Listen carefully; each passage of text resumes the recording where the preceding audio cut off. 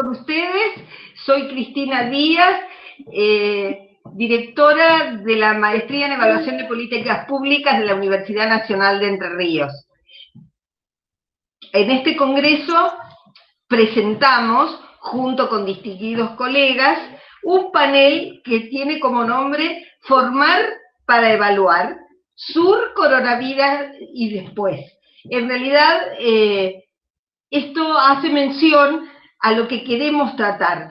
Brevemente les comento que a partir de las condiciones del desarrollo de nuestro quehacer desde el 20 de marzo a la fecha, hemos visto muy trastocadas y muy puestas en cuestión muchas de nuestras prácticas y hábitos, de manera que consideramos muy pertinente en un congreso como este llevarnos a la reflexión y hacer que ustedes colaboren con nosotros en discutir estas cosas que siempre nos ponen en estos 6 meses en instancias catárticas, críticas, quejosas, y nosotros queremos pasar por encima de eso, queremos que nos ayuden a hacer efectivamente un aporte. Y por eso convocamos a queridos colegas que trabajan en otras instancias de la gestión estatal y también de la vida académica, pero que también forman parte del staff docente de nuestra maestría. Los voy a presentar: el doctor Nerio Neirotti, que es el rector de la Universidad de Lanús y también docente nuestro, Celeste Ciano, ya próxima a doctorarse y que trabaja en la Universidad Provincial de Córdoba, y también es docente de la Maestría en Evaluación de Políticas Públicas, y la doctora Paula Maya, querida colega que has bregado mucho en esto por institucionalizar la evaluación en nuestro país, y que ahora, además de desarrollar tareas académicas en la Universidad Jauretche, trabaja también recientemente designada como directora del CIEMPRO, de manera tal que vamos a poder hacer un muy buen diálogo entre la política y la gestión. Es lo que nos interesa. Así que, sin más, yo quiero dejarlos con el doctor Nerio Neirotti, que va a ser el primer expositor que nos va a plantear, en su carácter de pionero y formador de evaluadores en nuestro país, cómo serán las evaluaciones de las políticas públicas en la pospandemia. A ver, gracias Nerio, te cedo la palabra. Muchísimas gracias, Cristina. Muchísimas gracias por la invitación, a vos y a la Facultad de Trabajo Social, a la Maestría en Evaluación de Políticas Públicas de la Universidad Nacional de Entre Ríos. Bueno, es un desafío muy grande lo que nos estás preguntando, donde no me siento autorizado a dar una respuesta, pero sí a compartir interrogantes con todos ustedes y con quienes participen de este conversatorio en el Congreso, ¿no? Precisamente estaba leyendo en estos días este libro de Stefan Zweig, que se llama El mundo de ayer, donde habla de lo que fue el mundo de comienzos del siglo pasado y hace una profunda descripción de algo que ya no existía cuando él lo escribió. Y de pronto digo, nosotros estamos ahora en un momento en el cual el mundo del año 2019 ya no existe, ni tampoco va a existir. Algunos dicen que cambiará muchísimo y será totalmente otro el mundo. Otros dicen que no va a cambiar tanto, pero de lo que no tenemos duda es de que sí va a haber un cambio. Entonces, también va a haber un cambio de gobierno, de las condiciones de gobierno, esto que se suele llamar gobernanza, y también va a haber un cambio de las políticas públicas y de la evaluación, ni que hablar, porque el objeto nuestro de evaluación, que son las políticas públicas, van a tener profundas transformaciones. Las políticas públicas que nosotros habitualmente consideramos como un modelo de conversión. La forma tradicional de evaluar es ver si con los recursos, con los insumos, con las inversiones que hemos hecho, hemos obtenido, con una buena gestión, buena organización de las actividades, mediante resultados que generan cambios en la realidad, ¿no? Este es el tradicional modelo de conversión de las políticas públicas sobre el cual se ha apoyado primariamente la evaluación.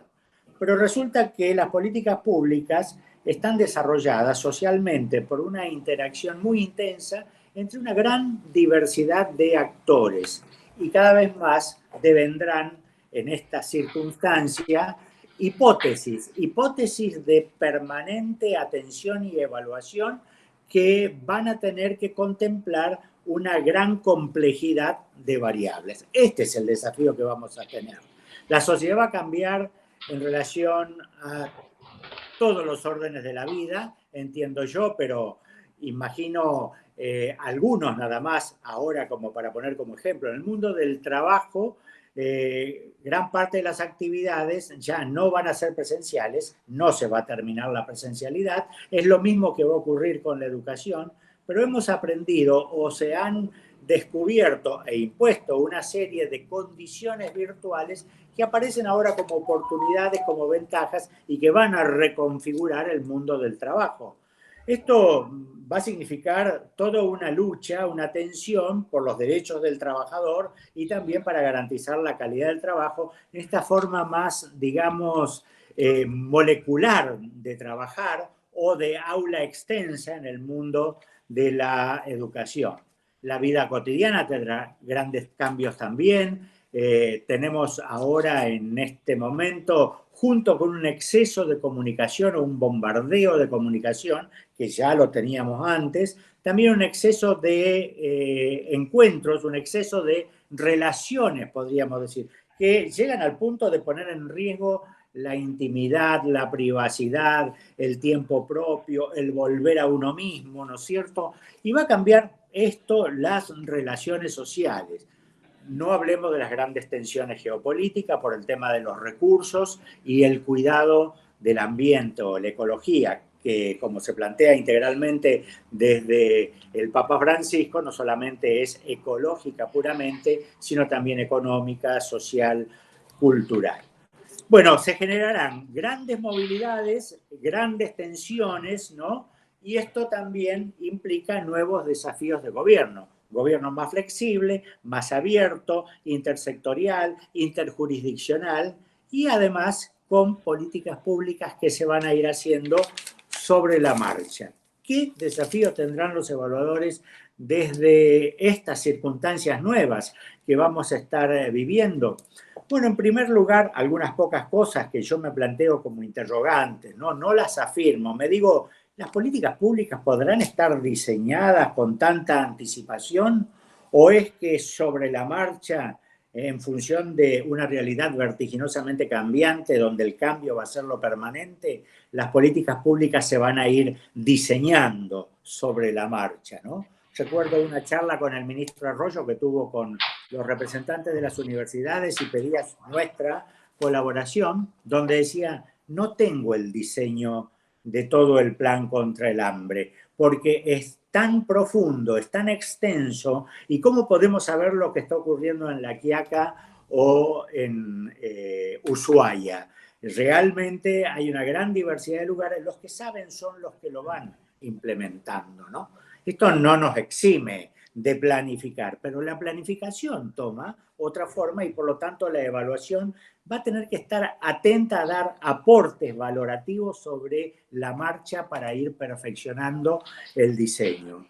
Se deberá tener en cuenta que va a haber mucha mayor interacción entre evaluadores y decisores, evaluadores y gestores, evaluadores y destinatarios de las políticas públicas. Una mayor interfaz entre la evaluación y la hechura, la implementación de las políticas públicas. Se tendrán que tomar enfoques de prospectiva, casi diría de manera permanente. La prospectiva va a estar otra vez a la orden del día, va a ser un imperativo. Y en este sentido, para finalizar, los equipos deberán tener una gran flexibilidad. Necesitamos personas que, así como decimos que en educación es menester aprender a aprender, lo principal que hay que ofrecer en la educación es aprender a aprender, porque lo que se aprendió un día deviene obsoleto en cortos plazos de tiempo. Con la evaluación también no vamos a tener un evaluador estructurado y rígido, sino que son evaluadores creativos, imaginativos, con carácter de gestores, con capacidad de gestión, es decir, de reordenar los recursos de conocimiento que se tienen en cada momento y luego ofrecerlos para ir arrojando luz sobre la marcha de las políticas públicas. Tendrán que tener en este sentido más versatilidad. Y el conocimiento también, el conocimiento de alguna manera nos arrincona, nos tapa, nos sobrepasa. La capacidad que debemos desarrollar es la capacidad de armar estrategias para ir encontrando caminos de selección de aquello que importa y descartando aquello que no nos resulte útil, porque si no, vamos a terminar abrumados. Esta capacidad de precisión junto con la versatilidad va a ser una capacidad que tendrán que desarrollar nuestros evaluadores, artistas, teóricos, metodólogos, todo esto junto, pero además gestores, políticos y comunicadores. En este sentido, más que las estructuras, van a ser importantes los agentes de la evaluación. Estas serían las ideas en general que, vuelvo a decir, las afirmo, pero me las estoy planteando. ¿Deberá ser así? Estos son los interrogantes que quería compartir con ustedes. Muchas gracias, Nerio. Realmente nos has puesto en el mundo post-pandemia y con un carácter exigente. Vamos a ver qué respuestas estuvo pensando Celeste, que preparó un trabajo que está ligado al perfil de los evaluadores que formamos en la región, en América Latina. Y ella nos propone también apuntes para la reflexión de las perspectivas que requiere la nueva normalidad, si llegamos a la nueva normalidad, y de qué se tratará. Vamos a ver si esos perfiles responden a los interrogantes tan sabios que nos planteaste. A ver, Celeste, muchísimas gracias. Te dejo los 6 minutos a ti. Muchas gracias, Cristina. Bueno, a ver si puedo cumplir con los 6 minutos. Gracias por este espacio, por compartir con Nerio, con Paula, con los colegas. La verdad que es un gustazo.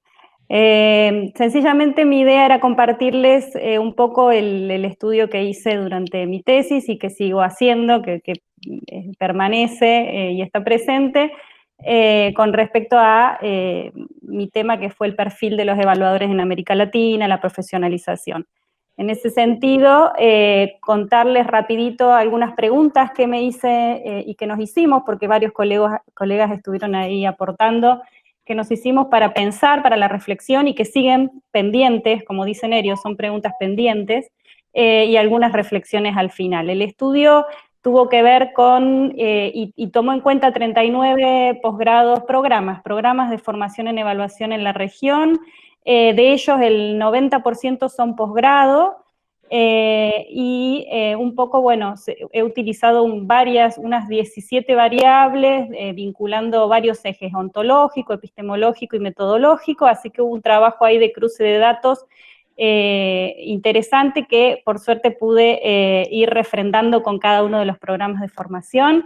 Entre ellos están Paula, están Nerio, también, y en ese marco, bueno, contarles que las preguntas que me hacía de inicio tenían que ver con un poco qué perfil estábamos formando, vinculado a lo metodológico, vinculado a nuestra región, a nuestra América Latina, qué contexto valida esos perfiles, y un poco también entrar en conocer si existe una epistemología de la evaluación para nuestra región o no. Y en ese marco, bueno, el análisis fue muy rico. En principio la idea fue dar o generar una definición, un marco de consenso con respecto a qué son las competencias y las capacidades en evaluación, individuales en evaluación.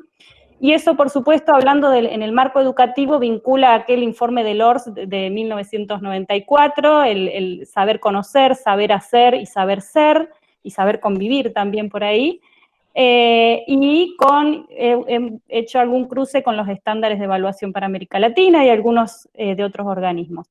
Eso nos lleva a ver, y voy directamente a las reflexiones para no pasarme de mis minutos, a qué contexto está generando también estos perfiles de evaluación. En primer lugar, el contexto de los sistemas nacionales de evaluación en los países que estuvieron.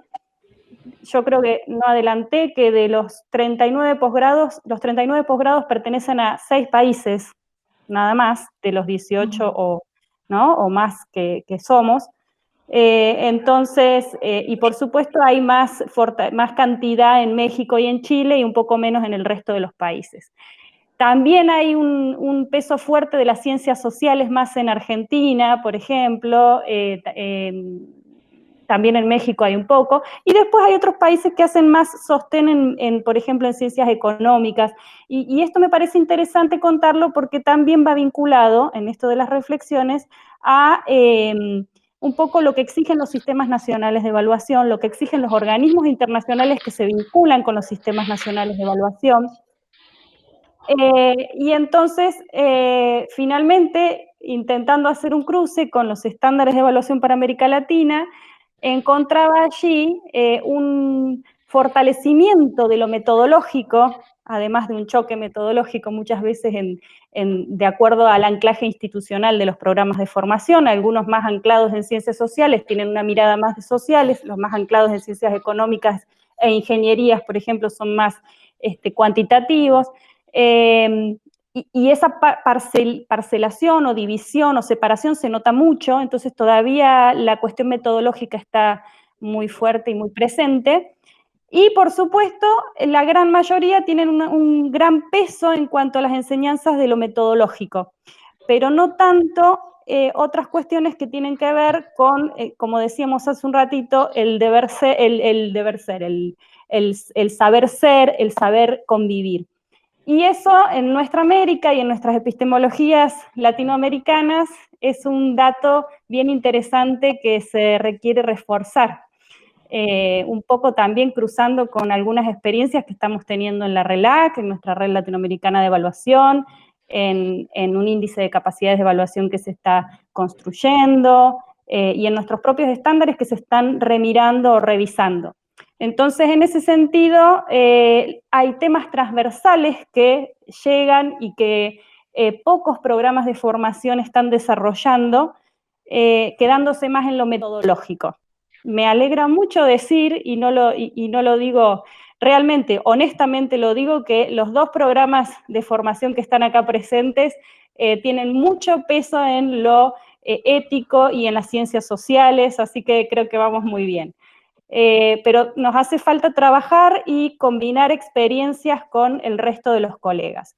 Así que un poco también agregando, porque estamos en la marcha, a estos temas transversales que surgen y que ahora tienen que estar más presentes, porque aquello que no nombramos no existe, como género, como pueblos originarios, como minorías en general, derechos de minorías, etcétera, medio ambiente, etcétera, tienen que estar presentes en las formaciones.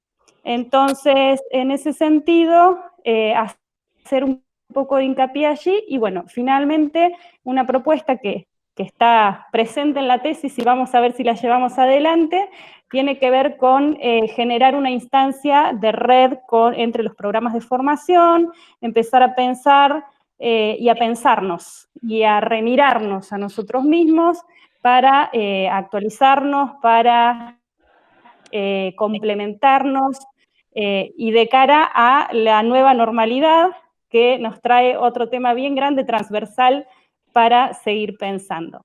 Bueno, eso es un poco el resumen rápido, no sé si me excedí de mis 6 minutos. Gracias. No, muchas gracias, Celeste, muy rica la presentación y muy en diálogo con los planteos que había hecho quien te precedió. Y entonces, ahora vamos a dejar la palabra a Paula Maya, directora nacional del Sistema de Información, Evaluación y Monitoreo de Programas Sociales. Es en ese carácter que la convocamos, a pesar de que la reconocemos como una querida colega desde años en la formación de posgrado, pero es desde ese lugar precisamente que decíamos que la convocamos, porque nos interesa esa mirada, esa interfase necesaria que pone en cuestión lo que hacemos en la formación universitaria de grado y posgrado en relación a lo que exige la gestión. Nerio fue muy claro al contarnos todo lo que él avisora que este futuro incierto nos va a exigir en términos de acomodar el cuerpo a las nuevas circunstancias y de hacerlo estratégicamente. ¿Y cómo se ve desde el espacio de gestión del monitoreo y evaluación de los programas sociales lo que estamos haciendo las universidades? Todo tuyo, Paula. Bueno, muchas gracias por la invitación, Cristina. Un gusto compartir con Nerio, con Celeste y con vos este espacio. Bueno, y respecto a lo que planteaba Nerio, ni que hubiéramos conversado, pero no me asombra, porque son muchos años aprendiendo con Nerio y compartiendo también sueños y charlas y situaciones de lucha, ¿por qué no decirlo?, para promover la cultura de la evaluación. Así que hoy, con mi sombrero de directora del Siempro, aunque obviamente también lo que comentaba Celeste no me deja escaparme de mi procedencia en ámbitos de formación y de mi rol en la especialización que tenemos en marcha con la Universidad Nacional de Lanús y la Universidad Nacional Arturo Jauretche, pero en mi sombrero de Siempro, contarles que nosotros asumimos en diciembre y, bueno, en plena etapa de planificación de lo que iban a ser nuestras líneas estratégicas, el Siempro forma parte del Consejo Nacional de Coordinación de Políticas Sociales, como ustedes saben, que depende de la Presidencia de la Nación.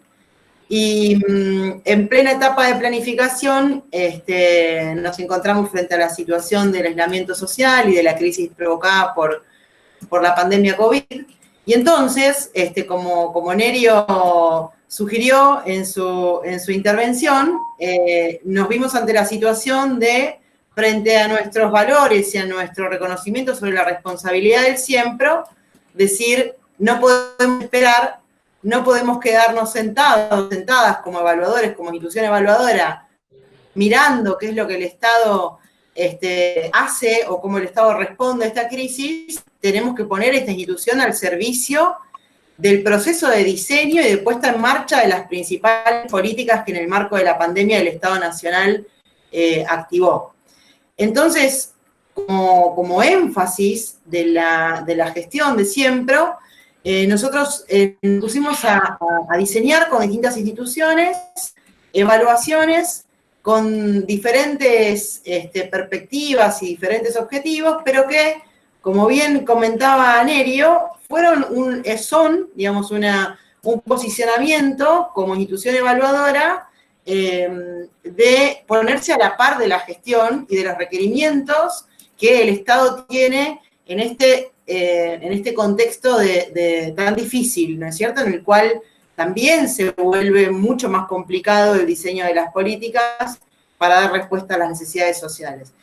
En ese contexto también se vuelven muy complejas las condiciones para hacer evaluación de programas. Así que primero lo que hicimos fue ponernos a escribir un documento que resultó ser un manual, una propuesta de discusión sobre metodologías útiles para poner en marcha en tiempo de coronavirus, así se llama el manual, la evaluación en tiempo de coronavirus, que les invito a visitar en la página del Siempro, en donde se ponen en discusión distintas metodologías posibles de ser tenidas en cuenta para evaluar programas sociales aún en contextos de aislamiento. Entre otras, nosotros estamos acompañando el proceso de implementación de IFE, con una evaluación que diseñamos junto con ANSES. Estamos haciendo una evaluación sobre condiciones de vida en barrios populares, porque consideró el organismo necesario redefinir y caracterizar cambios que produjo en las condiciones de vida de los barrios populares, el Registro Nacional de Barrios Populares, que seguramente ustedes conocen, que concentra aquellos barrios donde las condiciones de vulneración de derecho son más fuertes, y resultó muy necesario poder conocer cuáles son esas características que cambiaron en la vida de estos barrios para poder poner en marcha políticas. Ahí también estamos haciendo una evaluación para caracterizar ese contexto, estamos haciendo una evaluación junto con el Ministerio de Educación para poder caracterizar las estrategias puestas en marcha y sobre todo las que deben ser fortalecidas para abordar dentro del sistema educativo lo que es la educación especial, que también nos pareció central, ¿no? Que nuestras minorías no queden exentas o fuera o en segundas líneas en la discusión sobre las políticas del Estado en este contexto. Estamos también acompañando al Ministerio de Salud en una evaluación sobre el trabajo de las terapias intensivas en el marco de la pandemia, a través del acompañamiento de personas expertos y expertas que están jubiladas y que acompañan el trabajo de las terapias con una cámara en sus casas y pueden así sumar un recurso a la situación de crisis y de escasez de recursos y de voluntad que se está poniendo en el sistema de salud.